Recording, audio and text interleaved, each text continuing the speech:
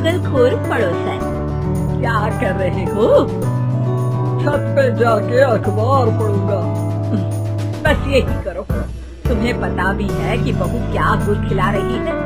उसने नया Facebook account बना लिया है। रोज 10 फोटो डालती है।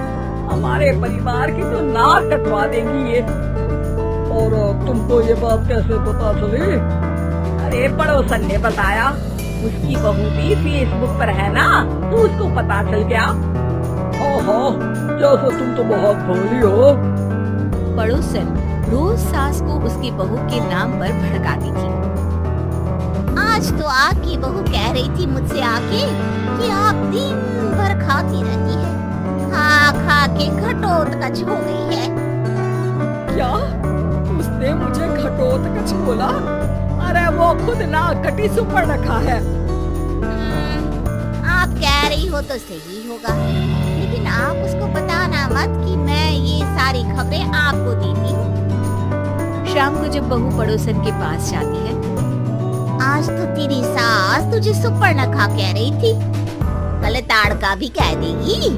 पता नहीं इतनी अच्छी बहू मिली है, फिर भी वो तुझे राक्षसनी क्यों समझती है? आप कितनी अच्छी हैं। आप मेरी सास की हर बात मुझे बता देती हो, वरना मुझे पता ही नहीं चलता कि वो मेरे पेट के पीछे इतनी बुरी बात करती है। चालाक पड़ोसन रोज ही दोनों सास बहू के सामने उन दोनों की ही बुराई करती और चुगली करके बातें बता देती, ताकि दोनों में हमेशा लड़ाई होती रहे। आपने तो बस छत पे बैठ के अखबार पढ़ना है और चाय के घूंट पीना है। बहू की वजह से मुझे तो जहर के घूंट पीने पड़ रहे हैं। कल वो मुझे मोटी घटोत्कच बोल रही थी। तो तुम भी तो उसको नाक कटी सुपर्णखा बोल देती ना।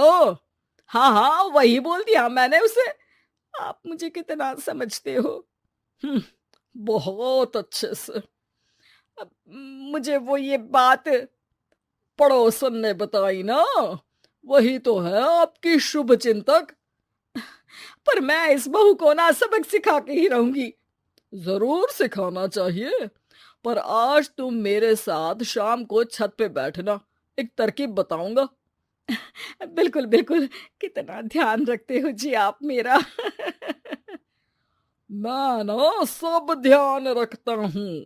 शाम को जब सास और ससुर छत पर बैठे होते हैं कि यहाँ खड़ी हो जाओ, यहाँ से ना तुमको पता चल जाएगा कि बहू की अगली चाल क्या है। अच्छा, कैसे? सवाल मत पूछो, जैसा कह रहा हूं वैसा करो। थोड़ी देर में ही छत पे बहू की आवाज आने लगती है। मेरी सास लायक ही नहीं है। मुझे पता होता तो सास बहू की भी कुंडली मिलवा लेती पहले ही। तेरी सास तो मुझे भी पसंद नहीं है। मेरे पास जब भी आती है तेरी बुराई करती रहती है। कभी सुपर्णखा कहती है, कभी हिडिंबा कह के कामचोर भी बोलती है, अरे कभी कभी तो चुगलखोर भी बोल देती है। काश आप जैसी होती मेरी सास।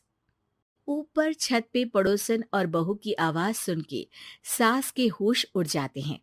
समझी? जी समझी। सुबह तुम्हारे सामने ये बहू की बुराई करती है और शाम को बहू के सामने तुम्हारी। मतलब आप सिर्फ अखबार नहीं पढ़ते, सारी खबरें भी रखते हैं। अब तो इस पड़ोसन को भी सबक सिखाना पड़ेगा। शाम को सास बहू को जाके पड़ोसन की साजिश के बारे में बता देती है। हाँ, मुझे माफ कर दो माँ जी। तुम भी अपनी माँ जी को माफ कर दो, इन्होंने भी तो तुमको बहुत कुछ कहा है। अरे बस बस, अब ये सोचो कि पड़ोसन को सीधे कैसे करना है। अगले दिन सुबह पड़ोसन सास का इंतजार कर रही होती है, लेकिन वो देखती है कि वहां सास और बहू एक साथ आ जाते हैं।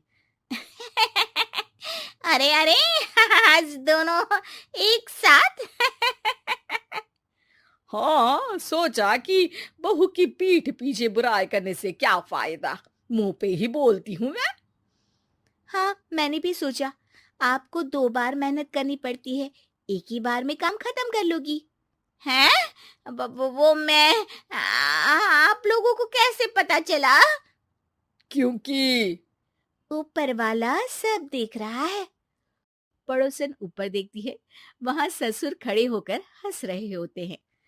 अ, मतलब आप हमारी बातें सुन लेते थे? हाँ, सुन लेता था और मजे भी लेता था। आपको तो शकुनी होना चाहिए। क्या चाल खेली है आपने, एकदम सास बहू के सीरियल जैसी। तो बताओ पड़ोसन जी, मेरी बहू ने आपसे अब मेरे बारे में क्या बोला? यही बोला कि सास बहुत अच्छी है, बहुत ध्यान रखती है। अच्छा, और सास ने मेरी क्या बुराई की? नहीं ना की बुराई, हमेशा तारीफ करती है।